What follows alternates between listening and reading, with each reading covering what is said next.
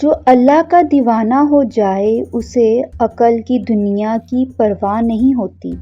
بلے شاہ رحمۃ اللہ علیہ جو پنجاب کے عظیم صوفی شاعر تھے، سکھاتے ہیں کہ عشق الہی دنیاوی عقل اور معاشرتی پیزیرائی حدود سے ماورا ہے۔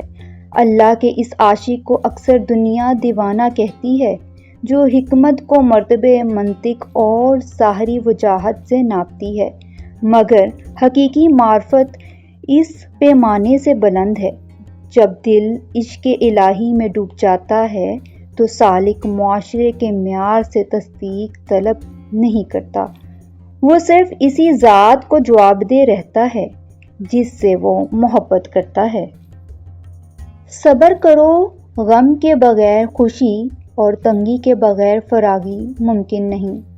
شیخ عبد القادر جیلانی رحمۃ اللہ سکھاتے ہیں کہ آسانی اور مشکل کبھی ایک دوسرے سے جدا نہیں ہوتے، یہ دونوں دراصل ایک ہی الہی حکمت کے دو رخ ہیں۔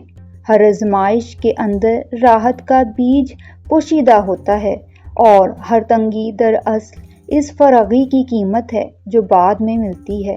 جو سالک اس حقیقت کو سمجھ لیتا ہے وہ مشکل پر ناراض نہیں ہوتا، کیونکہ وہ جانتا ہے کہ صبر ہی دونوں کے درمیان پل ہے۔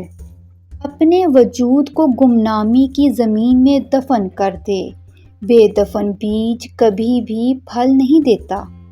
ابن عطاء اللہ اسکندری رحمۃ اللہ جو کتاب الحکیم کے مصنف ہیں، سکھاتے ہیں کہ روحانی نشوونما سے پہلے ایک پوشیدہ موت ضروری ہے۔ جس طرح ایک بیج زمین میں دفن ہو کر نظروں سے اوچھل اور کھو کر ہی زمین کی طرف پھوٹتا ہے، اسی طرح سالک کی انا اور شہرت کی خواہش کو گمنامی میں دفن ہونا ضروری ہے تاکہ اللہ دل میں حقیقی نشوونما پیدا کرے۔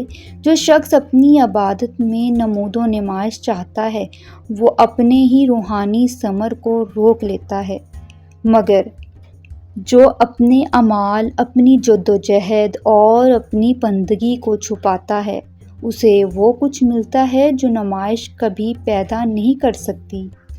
جو نور دل کو بھر دے وہ نور الہی ہے۔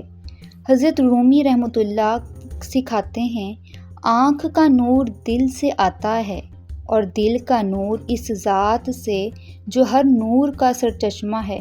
سالک کی تلاش اسی نور کی طرف واپسی کا سفر ہے۔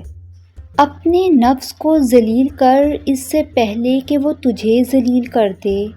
حضرت ذوالنون المصیری سکھاتے ہیں، راہ تصوف میں سب سے بڑی جدوجہد اپنے نفس کی اصلاح ہے۔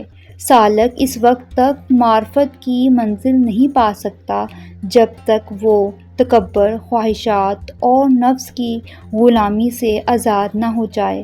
اولیاء کرام نے ہمیشہ نفس کو قابو کرنے اور دل کو عاجزی سے آراستہ کرنے کی تعلیم دی ہے، کیونکہ یہی قرب الہی کا راستہ ہے۔